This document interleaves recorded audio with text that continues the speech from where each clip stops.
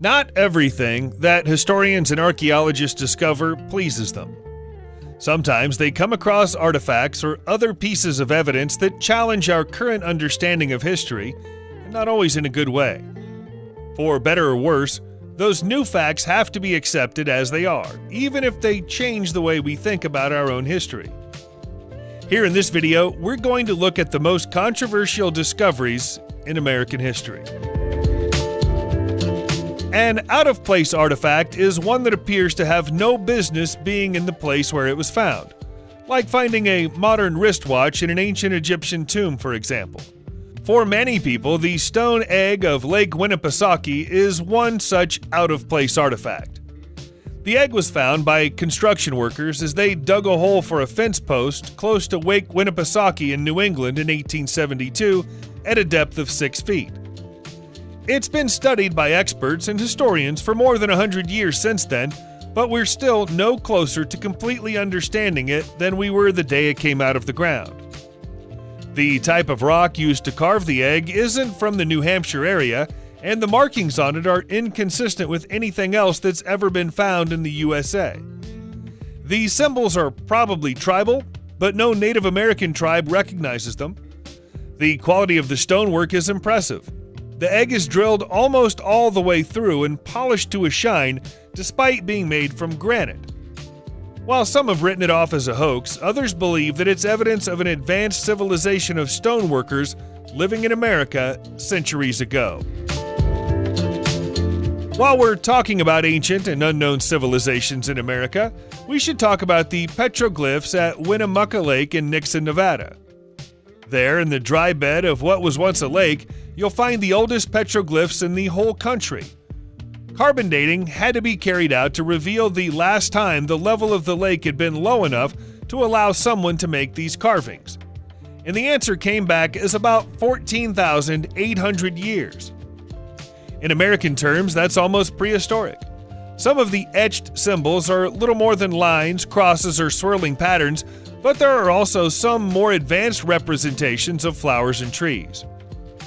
The question of how significant they were to the people who made them is unresolved, but so is the question of who those people were.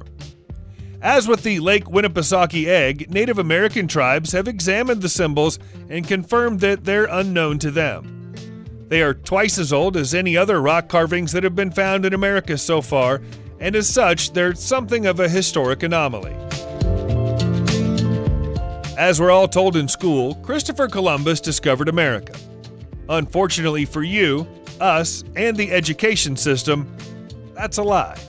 There were already people living in America when Columbus arrived, and even if we're talking about the first foreign visitors to the country, Columbus wasn't among them. Columbus opened the door to English and Spanish colonization of America after his accidental arrival there in 1492, but the first people on the land probably arrived from Asia 15,000 years ago by crossing the Bering Land Bridge. Back then, the strip of land connected Alaska directly to Siberia, so people could walk from one to the other. If you'd prefer to focus on the first European arrivals on North American land, that honor would go to the Vikings, who arrived at Newfoundland in Canada some 5 centuries before Columbus. They set up a small town, the remains of which can still be seen today. There's even some evidence that the Chinese colonized parts of South America in the early 15th century, a few decades before Columbus showed up. Columbus was far from being the first, he just had the biggest impact after he arrived. The existence of the jug known as the Fuente Magna is such a thorny subject that some historians are still trying to find a way to prove that it's a fake, more than half a century after it was discovered in Pumapunque, Bolivia in 1950. It's not so much the jug that's significant, but the script that decorates the sides of it. To many people, including noted expert Dr. Clyde Winters, the writing is a form of cuneiform and can be directly compared to early forms of both Sumerian and Semitic cuneiform. He's been able to point to especially apparent similarities between the Sumerian cuneiform and the cuneiform on the Fuente Magna, and that presents a substantial historical problem. The ancient Sumerians came from the part of the world that we now call the Middle East, mostly from Iraq. There ought to be no way whatsoever that their language could have spread as far as Peru. If they did, it means that the Sumerians were an incredibly advanced seafaring race, and that they too ought to be considered among the first foreign people to arrive in the Americas. Some discoveries seem too implausible to be true, and yet when they happen, we have to give them our full consideration. Take, for example, the discovery of a carved bell inside a seam of 300-million-year-old coal by a 10-year-old boy called Newton Anderson in 1944. The bell, which was found in Upshur County, West Virginia, is made of brass and came complete with an iron clapper. It was, however, firmly embedded in coal that formed during the Carboniferous period on Earth. To some fundamentalist Christians, this is evidence that the bell is a so-called antediluvian artifact created in the times before the biblical flood described in Genesis. Their assessment is backed up by the Institute for Creation Research, which had the bell examined at the University of Oklahoma. If they're to be believed, analysis of the bell revealed that it was made of a strange blend of metals that are inconsistent with any modern age design.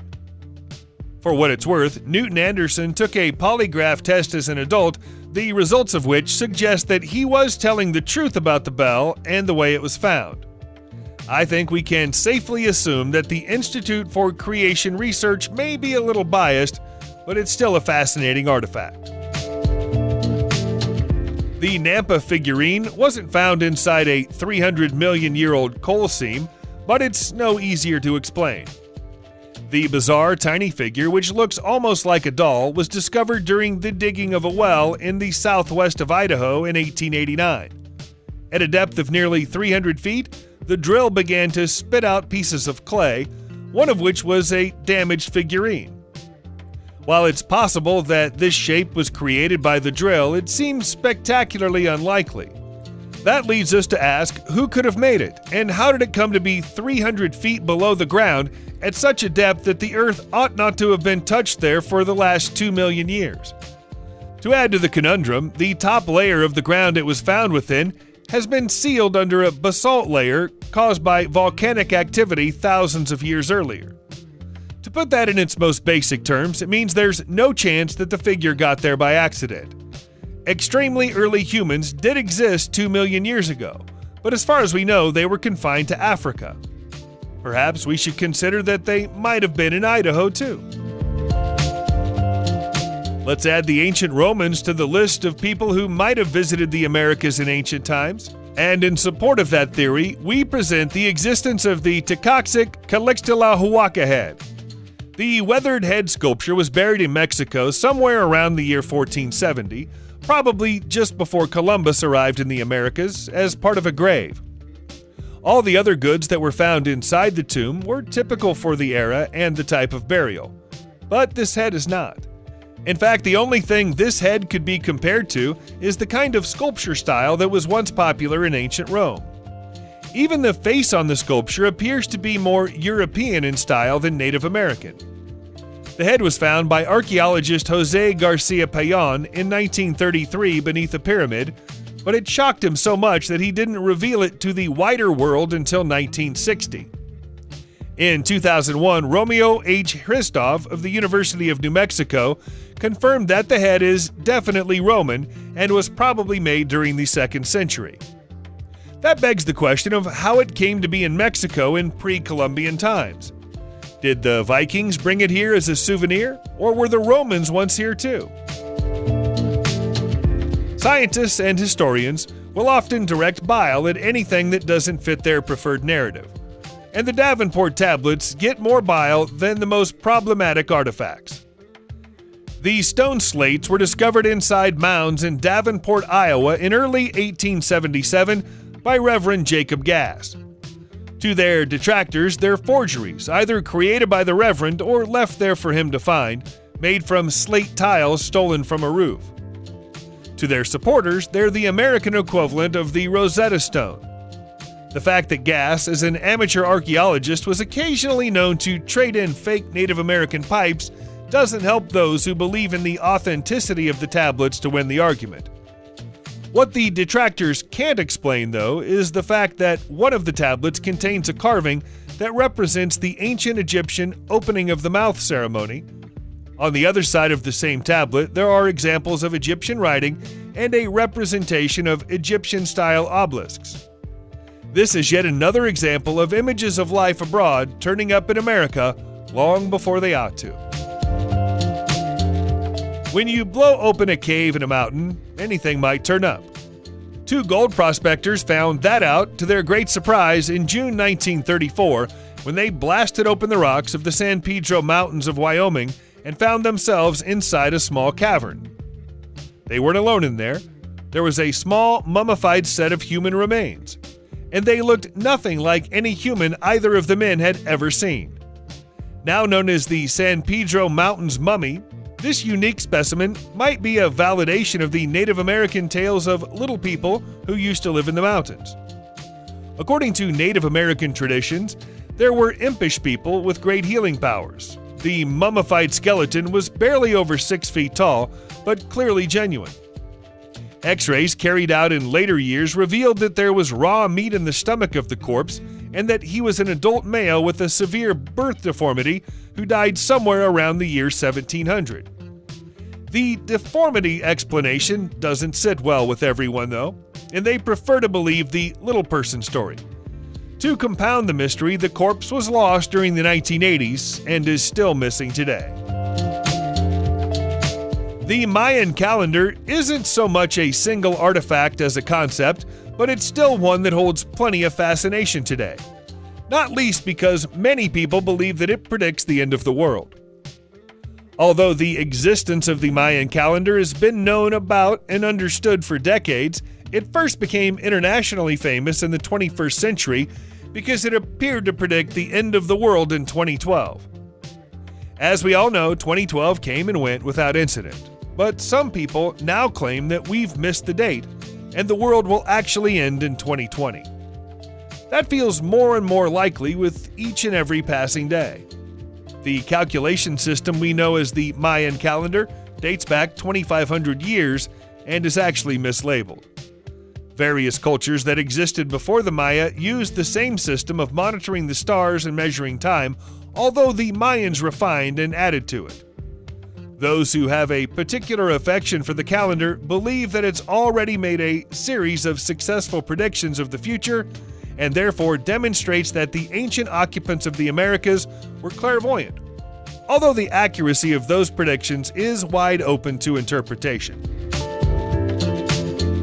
In recent years, we've seen an increase in the number of people who believe that a race of giant humans occupied the Earth either before or at the same time as ancient humans.